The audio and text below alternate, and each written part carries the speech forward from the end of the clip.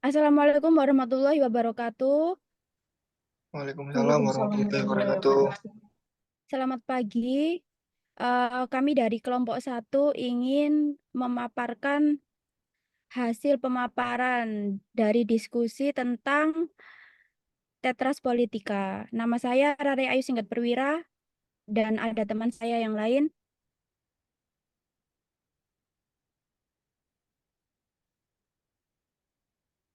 Saya Michael David. Saya Nabila Wardana. Saya Afwila Rizkulan. Nama saya Salvia Irma Wulandari dengan NIM 1312-3021. Dan saya Apriliansyah.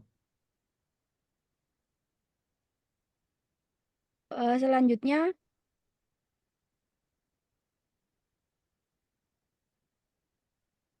tentang pengertian Tetras Politika akan dijelaskan oleh teman saya, Selvia. Oke, jadi di sini saya akan menjelaskan tentang konsep trias politika dengan konsep tetras politika. Jadi konsep trias politika adalah teori pemisahan kekuasaan yang pertama kali ditemukan oleh John Locke dan kemudian dikembangkan oleh Montesquieu. Di Indonesia, konsep trias politika adalah sebuah teori yang menerangkan tentang adanya pembagian kekuasaan pemerintahan negara menjadi 3 jenis kekuasaan. Yang pertama ada eksekutif, melibatkan lembaga yang melaksanakan undang. Yang kedua ada legislatif, berfokus pada pembentukan undang-undang. Yang ketiga ada yudikatif, terkait dengan sistem peradilan. Tujuan kekuasaan ini menjelaskan bahwa kekuasaan negara itu harus dipisah menjadi beberapa bagian, bukan menjadi kekuasaan tunggal yang mutlak dan absolut. Untuk mencegah terjadinya konsentrasi kekuasaan yang berlebihan pada suatu pihak dan untuk menghindari penyalahgunaan kekuasaan. Selanjutnya ada tetras politika. Tetras politika adalah konsep yang mengusulkan penambahan mekanisme checks and balance dalam sistem trias politika yang ada. Tetras politika adalah suatu konsep yang menggambarkan pembagian atau klasifikasi bentuk pemerintahan berdasarkan jumlah orang yang memerintah atau berkuasa. Istilah ini berasal dari bahasa Yunani, di mana tetra berarti 4 dan archein berarti memerintah. Meskipun tidak ada sistem politik yang secara langsung mencerminkan pembagian kekuasaan seperti yang digambarkan dalam tetras politika, prinsip-prinsip pemisahan kekuasaan antara eksekutif, legislatif, dan yudikatif yang menjadi dasar dalam banyak sistem politik modern bisa dilihat sebagai evolusi dari konsep tersebut. Selain itu, konsep ini juga memberikan dasar untuk pemikiran tentang keseimbangan kekuasaan antara lembaga-lembaga pemerintahan dan lembaga-lembaga lainnya yang masih relevan dalam pembentukan kebijakan politik saat ini. Seperti di dalam civil law, presiden seringkali dikatakan sebagai pemegang kekuasaan tertinggi. Dalam konsep trias politika, kekuasaan legislatif, eksekutif, dan yudikatif berdiri tanpa ada campur tangan lainnya. Hal ini bisa menjadi monarki baru. Jadi, di dalam konsep tetras politika ini menyarankan kekuasaan eksekutif, legislatif, dan yudikatif harus saling bercampur untuk mengecek dan menyeimbangkan satu sama lain. Seperti itu.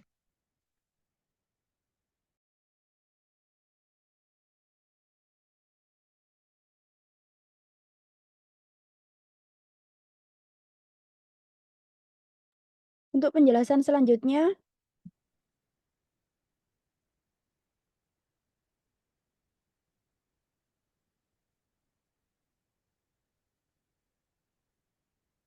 tentang konsep tetras politik penerapan hukum secara komputerisasi dengan konsep ketatanegaraan.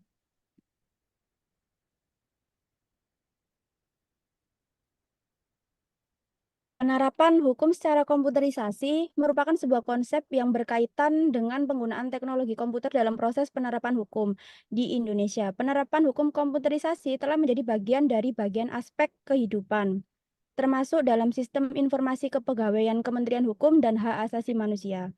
Dalam konteks penerapan hukum secara terkomputerisasi, perlu juga diperhatikan bahwa hukum seharusnya ditegakkan sesuai aturan demi kemanusiaan. Namun, penerapan yang kaku dan positivistik justru menciptakan ketidakadilan. Sebagian penegak hukum merasa telah cukup puas apabila telah menegakkan hukum dengan cara melaksanakan teks undang-undang tanpa berupaya keras untuk mencari dan menemukan keadilan dan kebenaran di dalam atau di balik teks undang-undang tersebut. Akibatnya, penerapan hukum di Indonesia kerap terkesan kejam dan masih jauh dari rasa keadilan sejati. Penerapan hukum terkomputerisasi dengan konsep tata negara dalam masyarakat yang berdemokrasi, hukum seharusnya berada di atas politik. Akan tetapi tidak jarang hukum diintervensi oleh politik demi langgengnya kekuasaan. Di dalam konteks penerapan hukum terkomputerisasi, konfigurasi politik yang demokratis dapat membuka ruang bagi partisipasi publik untuk sepenuhnya terlibat dalam menentukan kebijakan negara. Penerapan hukum terkomputerisasi juga harus tetap mengakui konsep negara hukum sebagai landasan yang utama dengan memperhatikan nilai-nilai keadilan di masyarakat. Dengan demikian, penerapan hukum terkomputerisasi harus memperhatikan konsep negara hukum dan prinsip pemisahan kekuasaan dalam konsep teatras politik untuk memastikan keadilan dan keseimbangan kekuasaan di dalam tata negara.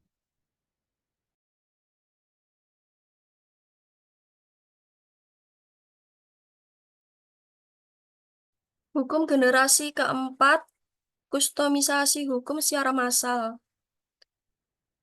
Bentuk hukum yang paling kuno adalah hukum lisan atau disebut hukum generasi pertama. Bahkan sebelum tulisan ditemukan, pasti sudah ada hakim yang menyatakan apa itu hukum. Dua pihak akan mengajukan konflik mereka kepada pihak yang berwenang, yang kemudian akan menyelesaikan konflik tersebut.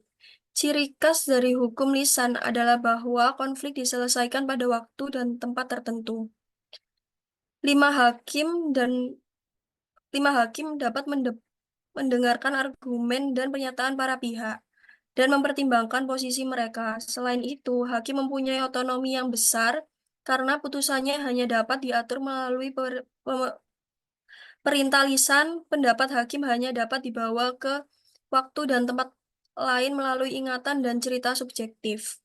Ketergantungan waktu dan tempat penilaian ini dipengaruhi oleh diperkenalkannya tulisan penghakiman sekarang dicatat dan orang-orang di tempat atau waktu lain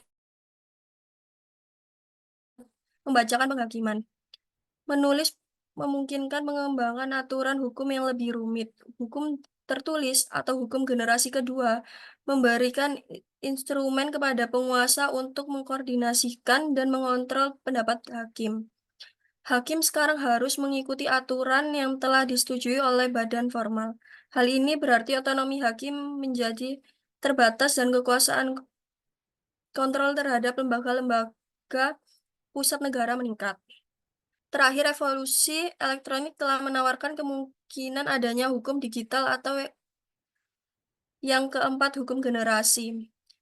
Segala sesuatu yang bisa dicapai oleh hukum tercetak tepat bisa dicapai, namun hukum digital pada dasarnya memberikan opsi baru di atas dan melampaui hukum cetak. Melalui digital, memfasilitasi hukum interaksi baru masyarakat yang memiliki pertanyaan hukum dapat beralih ke sistem digital dan sistem dapat memberikan mereka informasi spesifik sebagai jawaban atas kekhususan mereka. Keputusan hukum lebih mudah diakses oleh masyarakat melalui internet. Ada bahaya ketergantungan pada komputer sistem oleh mengambil keputusan administratif akan mengurangi fleksibilitas. Selanjutnya adalah keseimbangan kekuasaan terganggu. Konsep ini seringkali berkaitan dengan teori realisme politik yang menyatakan bahwa ketidakseimbangan kekuasaan antar negara dapat mengarah pada ketidakstabilan dan konflik. Indonesia menerapkan sistem trias politika yang membagi kekuasaan negara menjadi 3 cabang yang independen, yaitu legislatif, eksekutif, dan yudikatif. Sistem ini dirancang untuk mencegah penyalahgunaan kekuasaan dengan cara memastikan bahwa tidak ada satu lembaga pun yang memiliki kekuasaan absolut, memiliki sistem saling mengontrol atau checks and balance. Ketika keseimbangan kekuasaan terganggu dalam konteks ketatanegaraan Indonesia, hal ini bisa berarti bahwa salah satu cabang kekuasaan menjadi terlalu dominan atau lemah, sehingga mengganggu fungsi checks and balance. Untuk menjaga keseimbangan kekuasaan, Indonesia juga telah mengembangkan konsep yang lebih luas dengan menambahkan lembaga-lembaga lain seperti Komisi Yudisial, Komisi Pemberantasan Korupsi atau KPK, dan lembaga keuangan seperti Bank Indonesia yang memiliki peran dalam mengawasi dan memeriksa kekuasaan lainnya. Dengan demikian, konsep keseimbangan kekuasaan terganggu dapat diterapkan untuk memahami pentingnya keseimbangan antar lembaga pemerintahan di Indonesia dan konsekuensi dari ketidakseimbangan tersebut terhadap stabilitas dan demokrasi negara.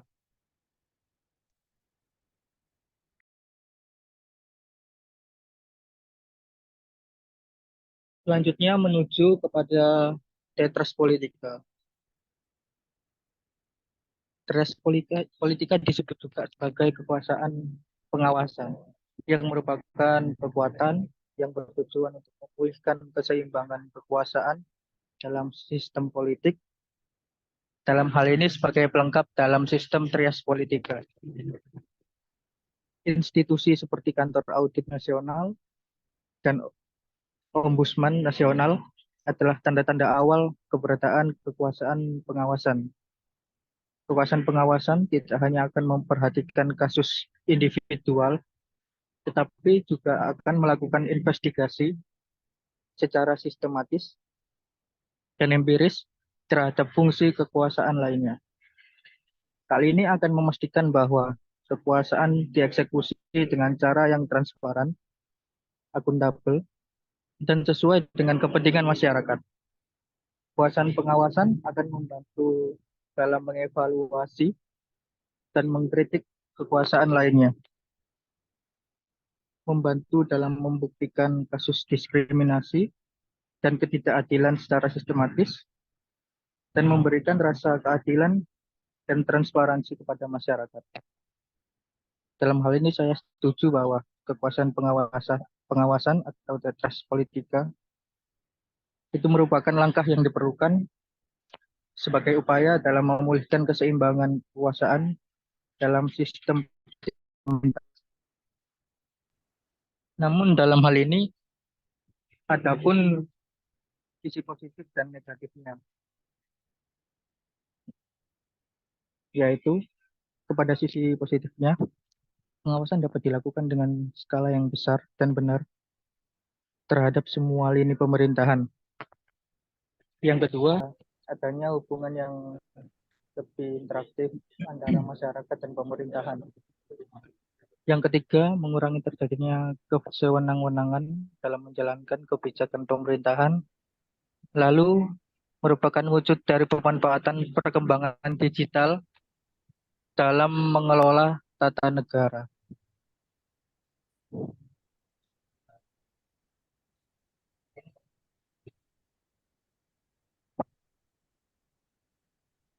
Lalu untuk dampak negatifnya akan ada pertentangan dari lembaga negara yang sudah ada maupun dari golongan masyarakat. Adanya penggeseran keseimbangan kekuasaan di awal perubahan, keterbatasan sarana, prasarana, serta sumber daya manusia dalam melaksanakan pembaharuan melalui digitalisasi, lalu dianggap sebagai ancaman bagi lembaga kekuasaan lainnya karena akan lebih mudah diawasi.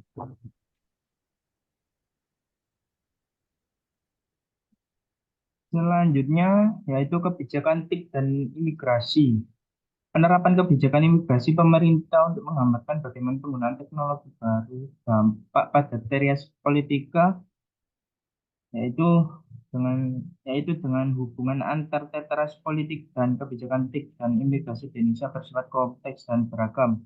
Konsep tetras politika yang didasarkan pada gagasan membagi kekuasaan menjadi 3 cabang berpengaruh dalam membentuk kebijakan imigrasi di Indonesia. Pemisahan kekuasaan konsep yang pertama kali diperkenalkan oleh John Locke, yaitu dibagi menjadi 3 cabang, legislatif, eksekutif, dan yudikatif. Penggunaan teknologi baru juga dampak berdampak pada kebijakan imigrasi Indonesia, seperti pemerintah telah menerapkan berbagai teknologi seperti sistem elektronik untuk penerbitan paspor dan pengelolaan data keimigrasian untuk memperlancar proses imigrasi dan meningkatkan efisiensi layanan imigrasi. Tentang tantangan dan peluang penerapan terus dalam penggunaan teknologi, kebijakan imigrasi Indonesia menimbulkan tantangan sekaligus peluang. Di satu sisi dapat meningkatkan efisiensi dan efektivitas layanan imigrasi. Namun di sisi lain, mereka juga menyuarakan kekhawatiran mengenai potensi penyalahgunaan kekuasaan dan perlunya transparansi dan akuntabilitas yang besar terhadap proses imigrasi.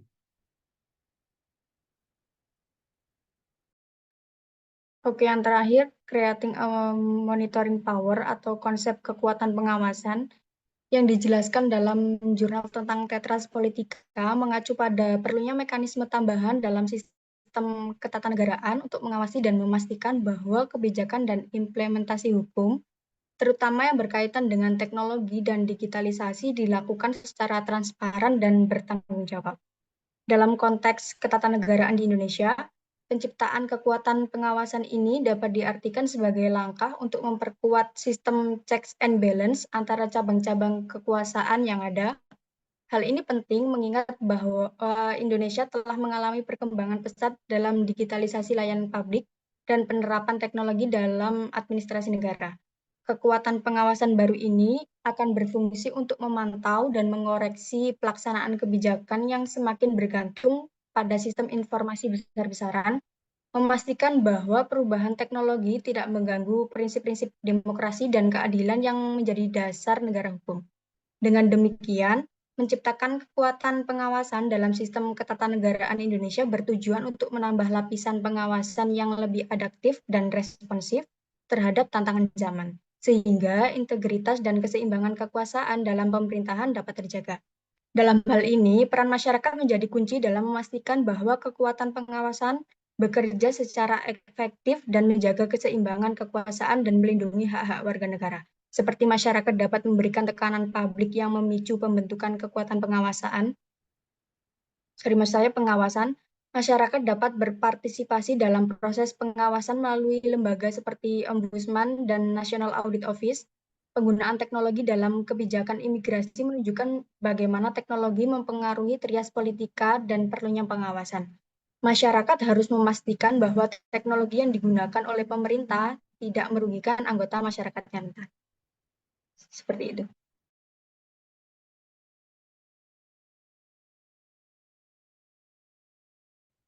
Untuk sistem ketatanegaraan di Indonesia, beberapa saran yang dapat dipertimbangkan adalah stabilitas dan kontinuitas.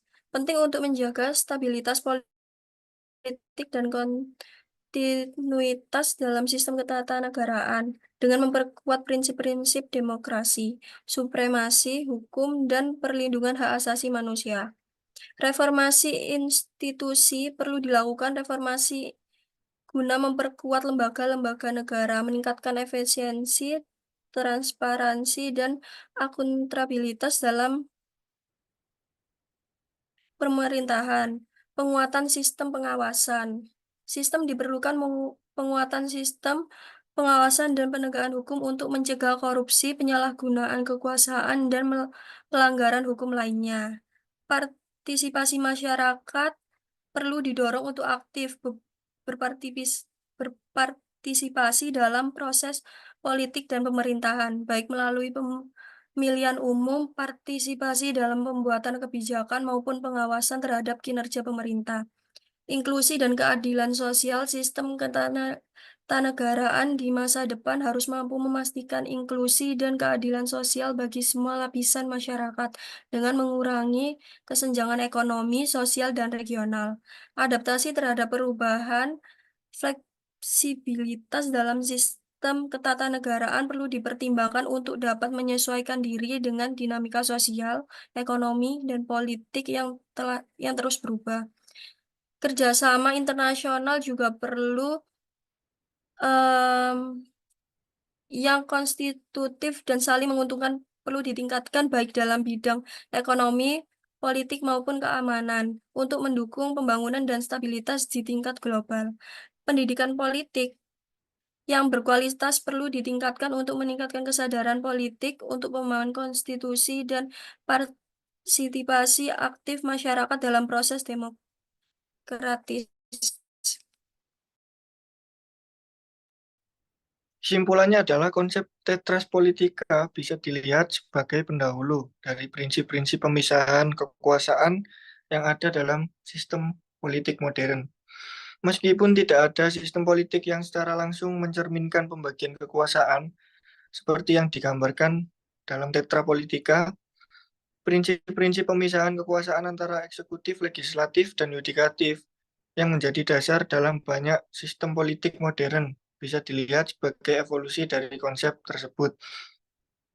Jurnal tersebut membahas konsep tetras politika yang merujuk pada transformasi administratif dari berbasis kertas menjadi berbasis komputer, serta dampaknya terhadap implementasi kebijakan pemerintah. Ini relevan dengan konteks tata negaraan di Indonesia di mana perubahan teknologi informasi telah mempengaruhi banyak aspek administrasi pemerintahan. Selain itu, konsep hukum generasi keempat yang diperkenalkan dalam jurnal menyoroti perlunya adaptasi hukum terhadap perkembangan teknologi, yang juga merupakan isu penting dalam konteks hukum dan ketatanegaraan Indonesia yang sedang berkembang. Usulan untuk kekuatan pengawasan baru seperti yang disebut Tetras Politika mencerminkan upaya untuk memastikan implementasi kebijakan yang efektif dan sesuai dengan tuntutan zaman. Hal ini juga relevan dengan upaya penguatan sistem pengawasan dan akuntabilitas dalam konteks ketatanegaraan di Indonesia.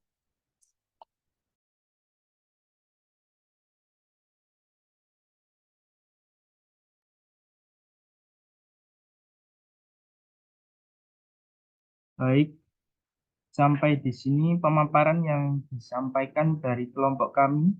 Apabila ada salah-salah dalam perkataan, mohon dimaafkan. Wassalamualaikum warahmatullahi wabarakatuh.